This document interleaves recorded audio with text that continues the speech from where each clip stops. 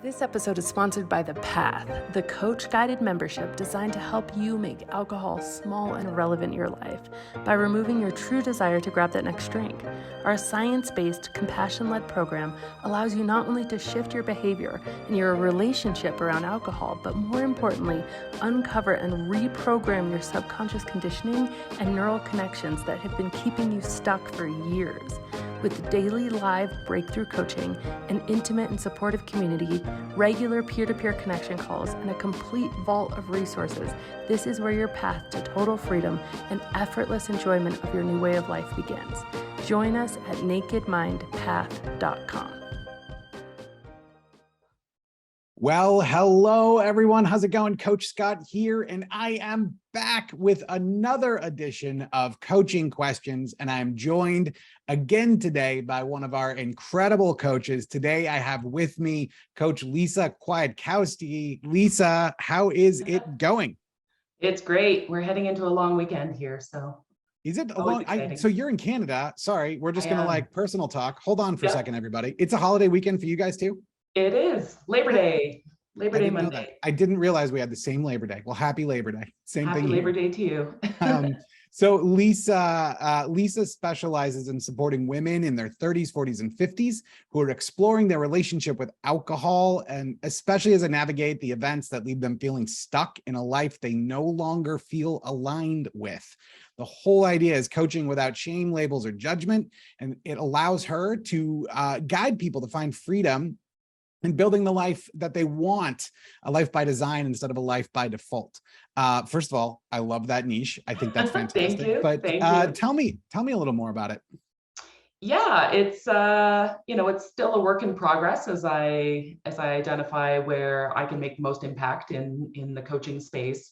But as a lot of us coaches do, we like to build a business or build a coaching philosophy that we can really relate to. And this, I would say, really typifies the journey that I've been on.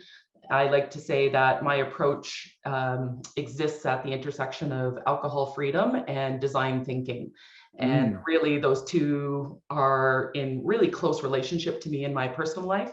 And, or I'd like to say that if three books could have a love child, it would be, of course, Annie Grace and This Naked Mind, Untamed by Glennon Doyle, and a book that was written by two Stanford professors called Design Your Life. And it's actually based on a course that's offered at Stanford for first-year design students. And so if those three books could have a love child, I would say that pretty much typifies my approach to coaching. I love that. I love that. And I love the idea of books having children. Now you got me thinking, like, what would I like to? Well, I was going to say if three authors could have a love child, but I felt that would be opening up a whole can of worms. That gets weird really fast. Awesome. Well, I have some great questions for us to dive into. So let's just get started. So here is question number one. Help. I've had so many attempts to quit drinking that I think it will never happen. I found This Naked Mind, the book and YouTube channel, and it felt like a breath of fresh air. But I feel like I've read the book tons of times, watched every video you guys have, and still I am still drinking. What do you suggest for someone like me who has been through this process in the past, but never actually made the leap? Are you sure this is not one I submitted a while ago? Maybe. Because I think this sounds straight out of my book. Yeah, I would offer, the one thing the image that always comes to mind is when Annie Grace and TNM get online and they kind of have that squiggly journey. And we all see it. And I think perhaps we hope that we're going to be the one that's different and we can take that straight path. That doesn't apply to me. I would offer that I have yet to meet somebody in the programs that I've interacted with or the folks that are also on an alcohol-free journey that have had a straight path. And I'm a perfect example of that. I would say that I started my alcohol freedom journey more concertedly when I joined the path back in December of 2020. Yeah. And certainly that year was filled with squiggly lines, and I had put in this year of investment in terms of time and energy, and then a financial investment, which actually saved me money at the end of the day, considering what I was spending on alcohol. But yeah, it wasn't straight line. And I expected that by the end, by 365 days, I would have reached this pinnacle of sobriety and life would be beautiful butterflies and rainbows. And it's not how it works for most of us, I would say. And even until this day, my goal has never been sobriety. My goal is ease. And I've acknowledged that alcohol does not contribute ease into my life.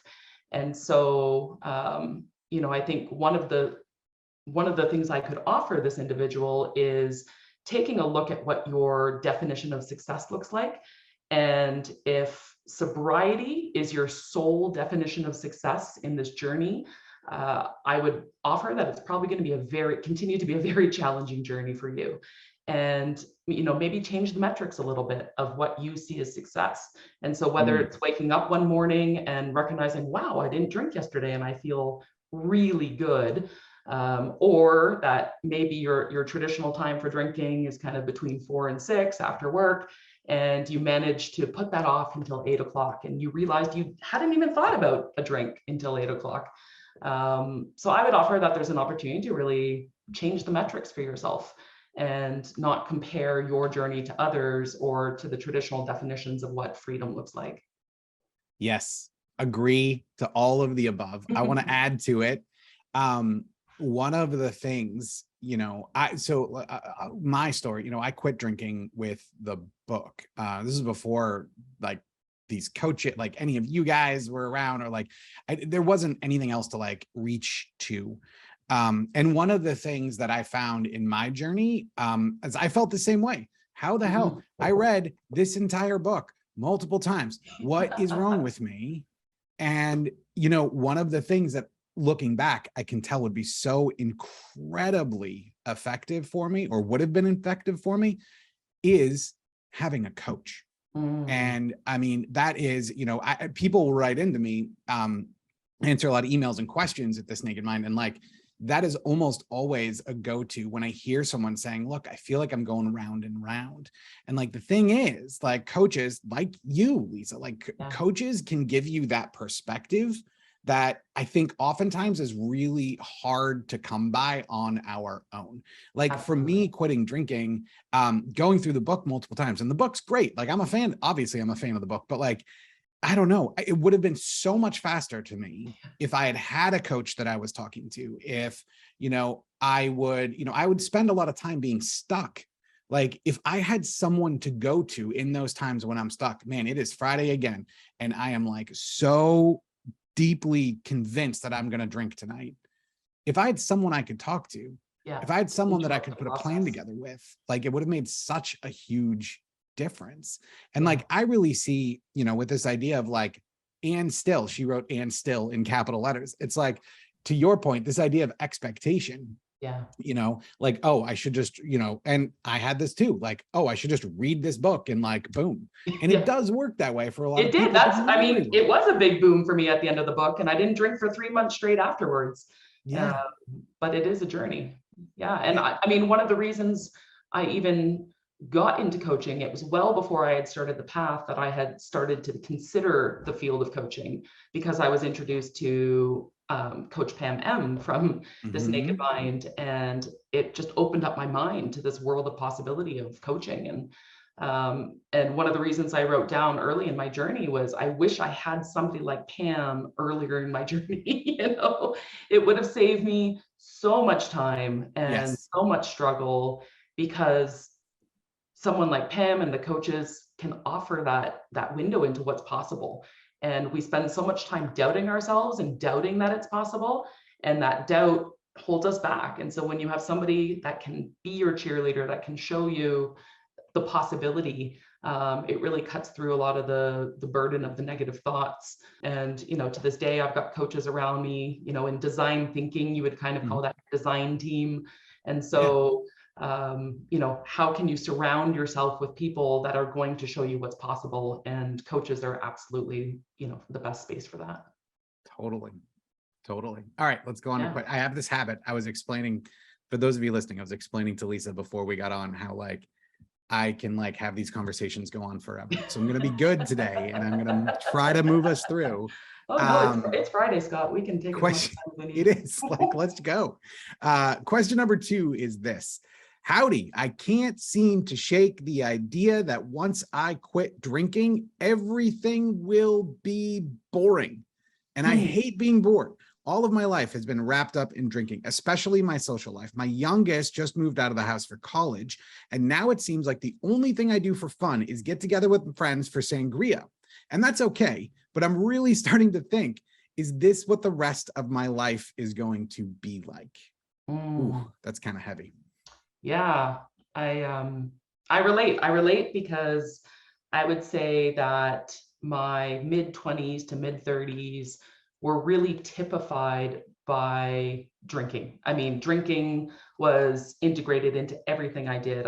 My industry is sport. I had an opportunity to work overseas in sport, and the culture was alcohol around the events. You would drink at the office, you would drink after the office.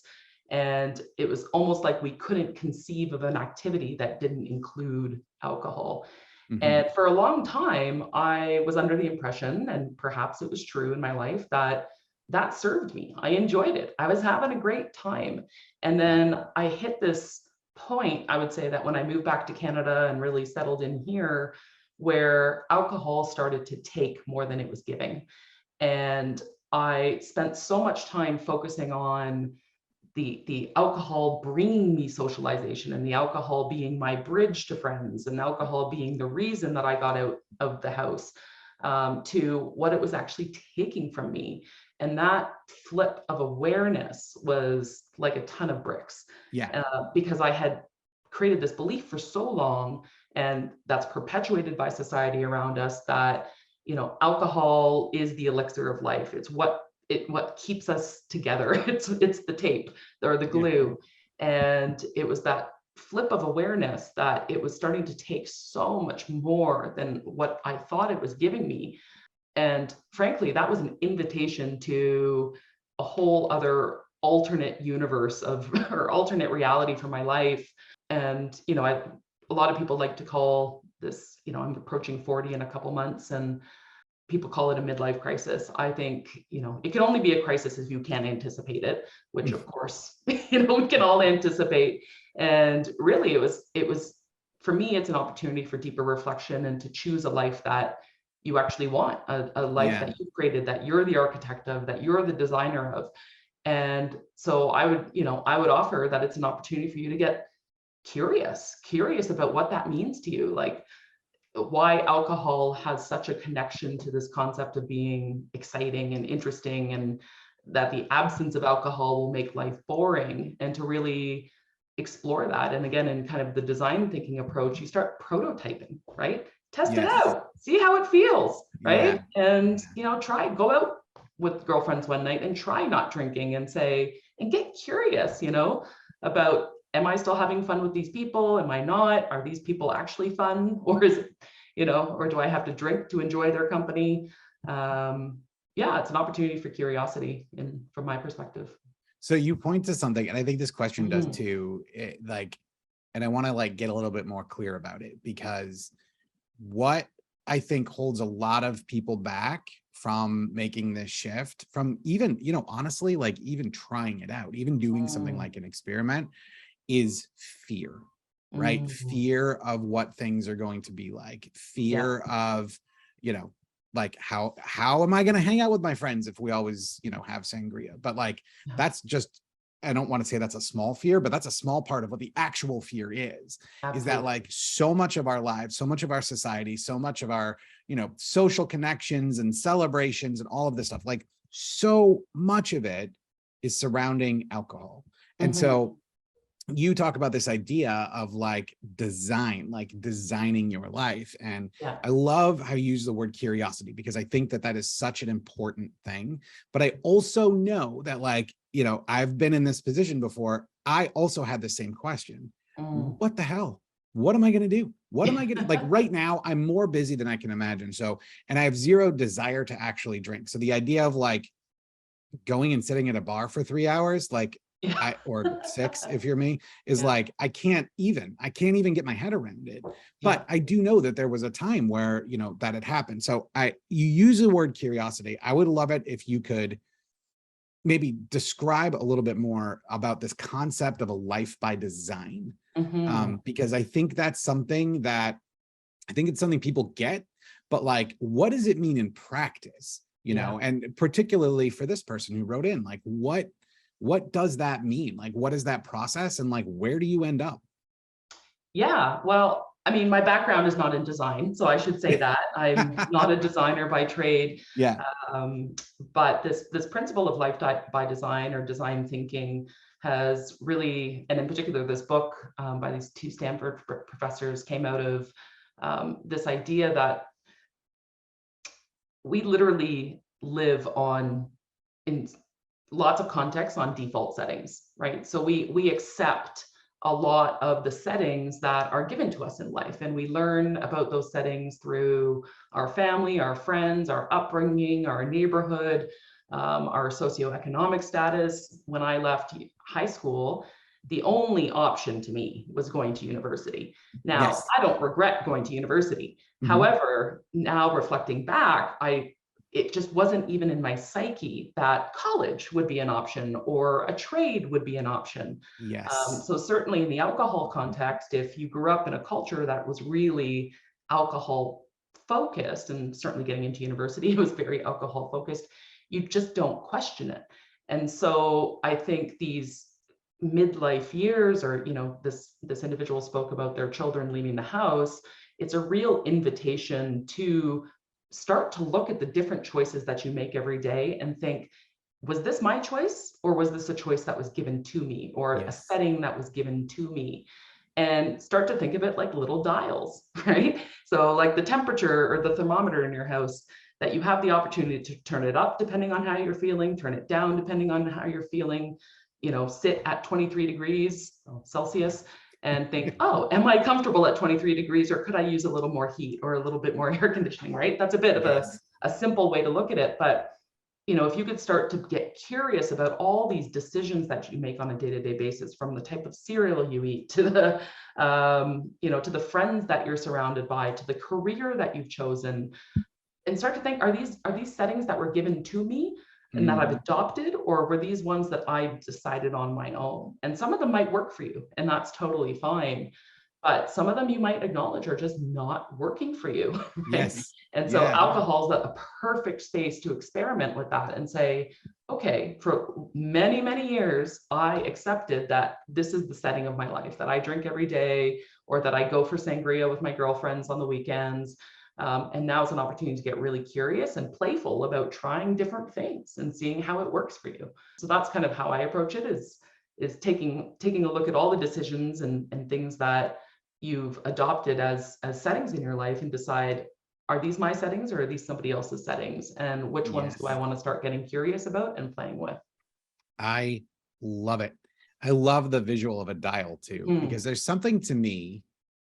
So there's something, I'm already like going off the trail here. So Oh, sorry, please but there's something to me do. that is so incredibly interesting and fascinating and scary and wonderful of, man, I don't know what's coming next, but like I have more control than I thought. Yeah. And then recognizing this idea of the dials, recognizing this idea of the programs, or however you want to say it, that like Mhm.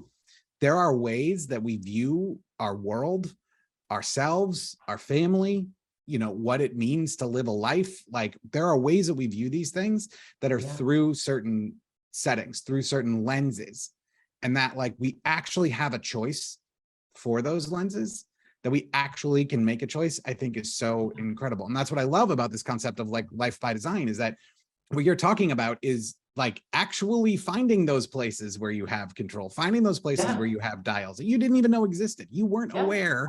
Well, you've And never now all of a questioned it. sudden, You've never looked at it. Yeah. yes, yeah, it's so intriguing and amazing to me. And like for so many people, I see alcohol as almost being this like jumping off point for asking these questions, like a Yeah. jumping off point for, yeah, for figuring this stuff out. Yeah. And I don't know, like I could go on and on, but all No, for this is to sure. say, Well, like, for me, it was it's like I used the fascinating. word portal. It was this Mhm. portal to start to Yes. question and change my relationship to alcohol.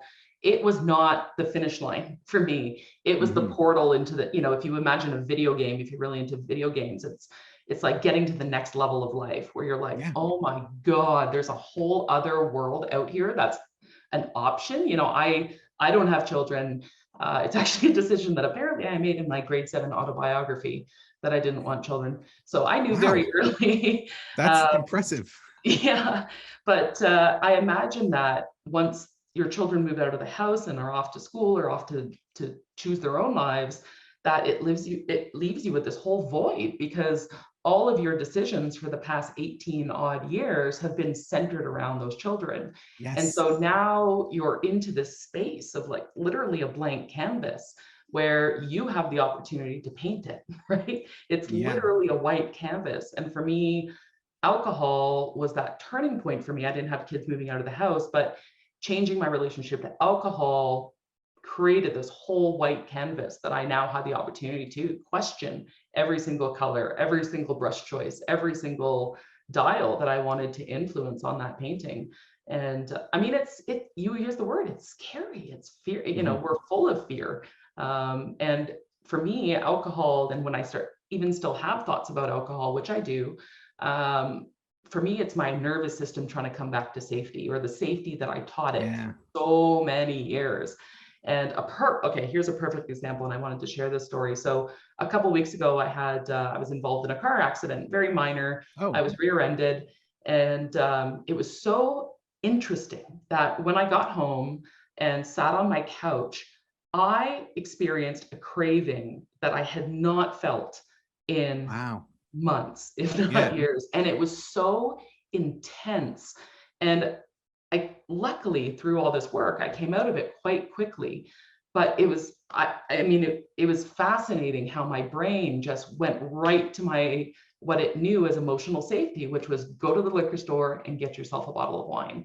Yeah. And, so I think this is all to say that, we've trained our nervous system to keep us in this safety, in this safe zone. And for a lot of us, alcohol was that way to keep us safe, to keep us from those heavy emotions and that the fear of what could happen. And so when you take alcohol away, it's really, it's a brave new world out there. And that's the name of my business is From Your Wild. And if you've read Glennon Doyle, so I won't explain it, or just read Untamed by Glennon Doyle. But it's this idea for years that alcohol has really suppressed a lot of Yes. the natural, beautiful, wild elements of ourselves. And so when you take alcohol away, it really is that portal into the possible, that space that only existed when we were kids, before we, understood what alcohol was, and shame and judgment and blame and all those things that we lived so many years with. Oh, that's so good. That's so amazing. All right, I could nerd out on this forever, but I will not do Totally. it. So let's go to question number 3. Here we go. What do you do when you both hate drinking and want to keep drinking? I feel like I've been in this spot off and on for decades. I'm 54 now, and I am not sure how to handle it. It almost feels like I'm motivated to change every few months. I try it, then it doesn't work out. But then I tend to forget that I wanted to change in the first place and just go back to my old ways. Yeah. This is a continuing cycle. I have 2 questions. First, why the hell do I do this? And second, what the hell can I do about it? Again, I feel like you've taken all my questions that I sent through to Annie during my Well, I can journey. vouch that that is absolutely not the case here, but yeah, I Yeah, get it. yeah, no, super, super familiar. And Scott would probably be better at explaining in this, but fundamentally, what we're talking about here is cognitive dissonance, right? It's Mhm. it's the fight, the argument between your subconscious brain and your conscious brain. And so, the prefrontal cortex, the conscious brain, is really trying to make better choices for your life, and it knows intellectually how destructive alcohol is. It knows all the facts. It's read Annie's book. It's done all the programs, but we still have this subconscious brain, which is, still holds on to these beliefs that alcohol is serving you in some way. And so, it's like the dark side and the light side having a debate constantly. Yeah. And, what I can offer you on that is, first of all, so normal. So normal, in the sense that this is something that so many of us have experienced. And, until we do the work on the subconscious beliefs, until we really shine the light into that subconscious brain and the beliefs and the thoughts that are underpinning and creating that kind of chaos in our brain, we're still operating in the space of willpower. And so, again, it's a journey. It's a really messy journey. And, I would say I'd also applaud you for having that awareness, right? To Yes. Yeah. know that these two brains are existing.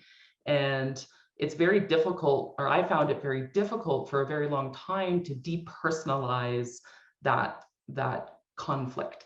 And so, my emotions were getting carried away. My sense of identity was getting carried away. The amount of judgment that I applied to myself in those situations where, I was off to the liquor store when I told myself that morning that I wouldn't drink. And here I am at the liquor store buying my wine again, and feeling all the shame and judgment for it, and promising myself again tomorrow that it's going to be different. Yeah. And that's, but you can get through it, and I know Yeah. you can Yeah. get Well, through it. I think that's, I'm reading between the lines a little bit here, but yeah, why the hell do I do this? And what the hell can I do about it?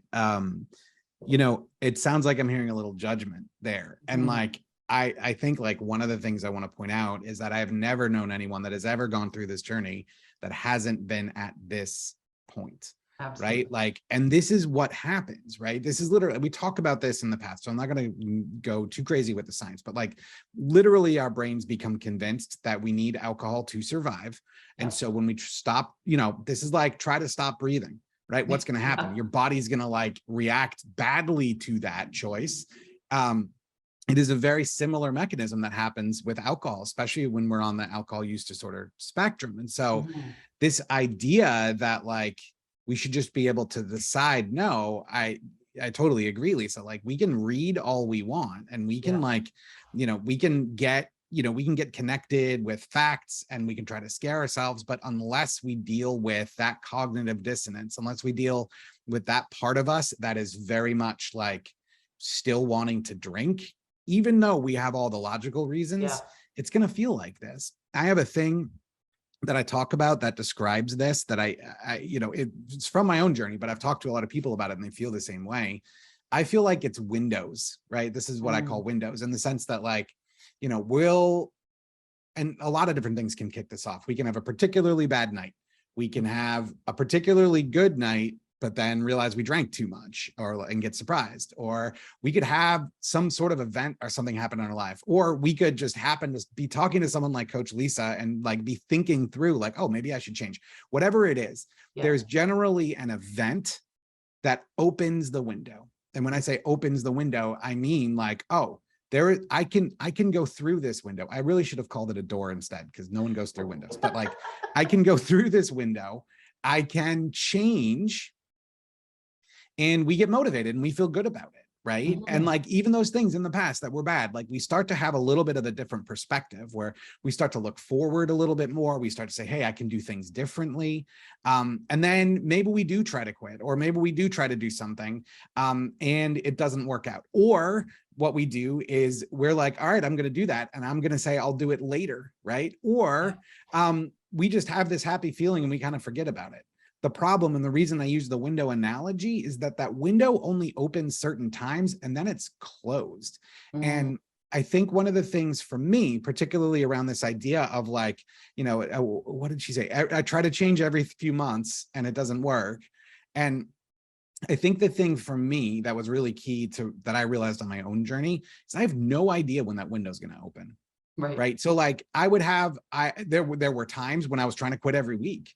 But then over time, I'm like, nope, like this isn't working. And so that window would stay closed for a very long time. So I'm explaining all of this and using this analogy just to let this person know, like, this is normal. This is totally normal.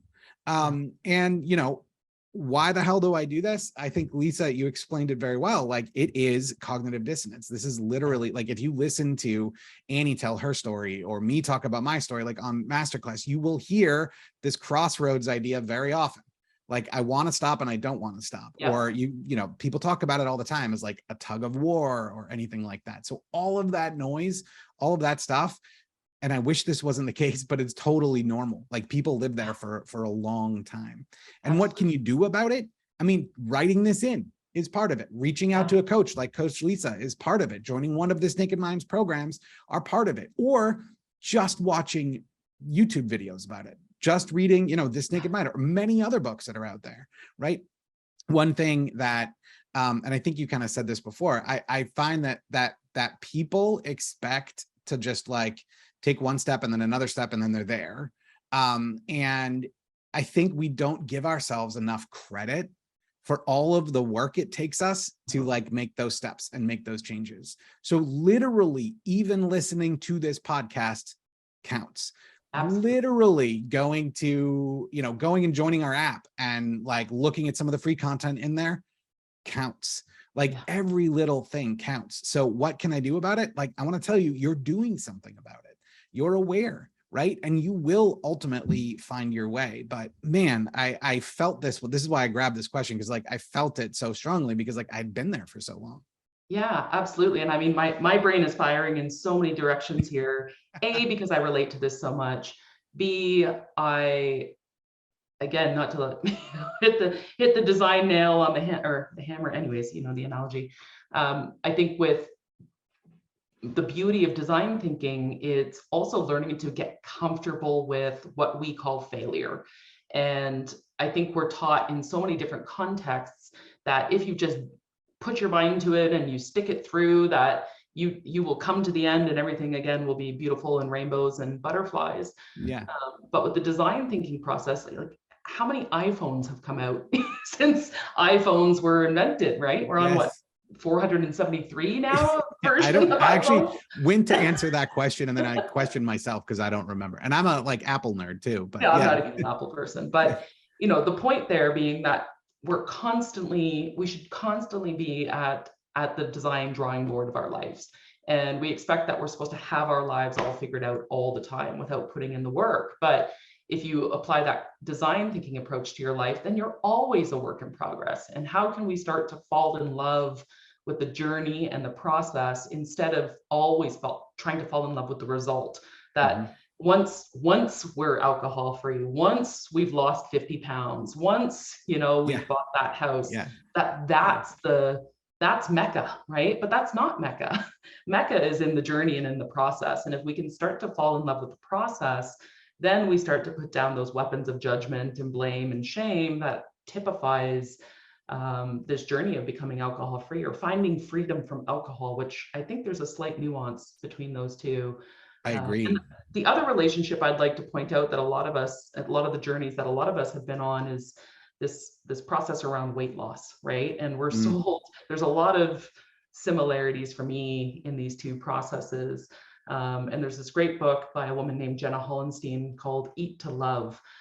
So if you're interested in that space, she kind of takes a Buddhist philosophy to the whole diet culture. And it's a beautiful, beautiful book. But one of the things she talks about is this idea we're sold of magical eating, right? That only if we eat a certain way and between certain hours and certain macro levels, and if we follow this influencer, that we too will achieve this life that, is ready for Instagram. But what you actually find, or the joy that I found in this kind of midlife phase for myself, is it's joy in the journey, and giving myself so much grace that the definition of failure that we apply to ourselves is often inherited definitions of failure, and they're not metrics that we've given to ourselves, right? So how do you know you're joyful? How do you know you're present? How do you know you're living a life of quality and worth?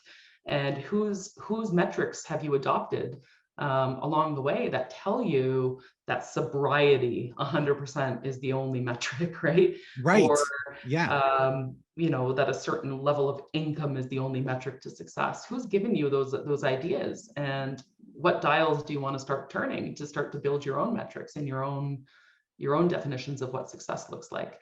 And it's a journey, and that sounds really well trodden, that language, but it really is. And well, it's well trodden for a reason, right? Like, yeah. Awesome. All right. Thank you. Let's get on to our last question. It is the curveball question. Oh. Are you ready?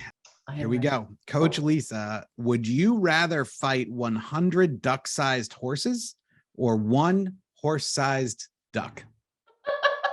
I will repeat the question. Are those my only two options? Those are your only two options. You have to fight. Would you rather fight 100 duck-sized horses or one horse-sized duck?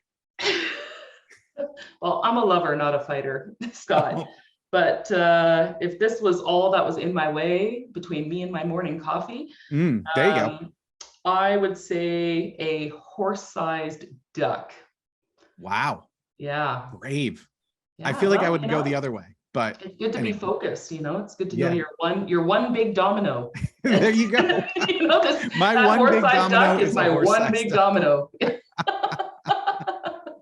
Awesome. Thank you for being a good sport on that. I never tell you guys these questions before. Where do you come up with these questions anyways? I can't reveal my sources, but anyway. Well, Coach Lisa, thank you so much. This was really fun. Where can people go to find out more about you and how they can work with you? Awesome. Yeah, you can start on Instagram at From Your Wild, or head over to my website at fromyourwild.ca. Awesome. Well, thank you very much. And to those of you listening, thank you for being here. I hope you enjoyed this, and I will be back again soon with another episode of Coaching Questions. Take care. Thanks, Scott.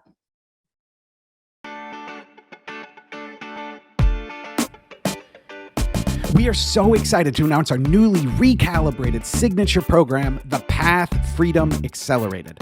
This 90-day program is designed to make freedom from alcohol quicker, more accessible, and more affordable than ever before.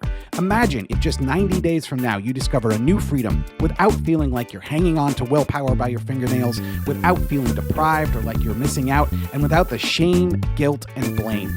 The Path Freedom Accelerated provides a guided, almost hypnotic sequence of content that speaks not only to your conscious mind, but also to your subconscious, actually changing your desire for a drink. Plus, you will receive daily accountability and support from our coaches and our community. If you feel like you have lost control of your drinking, there is a solution, one that's easier than you might think and doesn't involve rules, missing out, or deprivation. We would love for you to join us. Go to nakedmindpath.com to learn more. And as always, rate, review, and subscribe to this podcast, as it truly helps the message reach somebody who might need to hear it today.